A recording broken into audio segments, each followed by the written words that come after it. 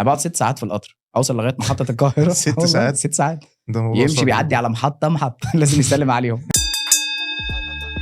طب يا كابتن، بالنسبة للصعوبات اللي واجهتك في الأول، طبعا موضوع السفر ده أكيد من ضمن الصعوبات، اشرح لنا بقى بالتفصيل موضوع السفر من الشرقية للقاهرة كل يوم عشان تيجي تتمرن ساعة. ده كان موضوع صعب جدا يعني. بالظبط زي ما حكيت لك قبل كده، موضوع السفر ده كان من اكبر التحديات اللي انا مريت بيها، لان مم. فكره ان انا بسافر من الشرقيه لغايه القاهره انا كنت بركب القطر.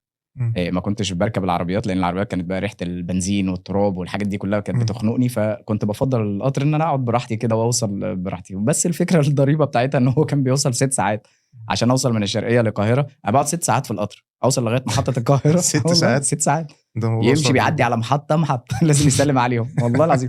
بعديها اوصل هناك القاهره، بعديها امشي حوالي 2 كيلو لغايه محطه الباص عشان اركب الباص اللي يمشي بيا محطات برضو لغايه لما اوصل لغايه اتحاد الشرطه الرياضي، علشان بس ان انا اتمرن ساعه. يعني بوصل في حوالي 6 7 ساعات عشان اتمرن ساعه او ساعه ونص ماكسيمم يعني.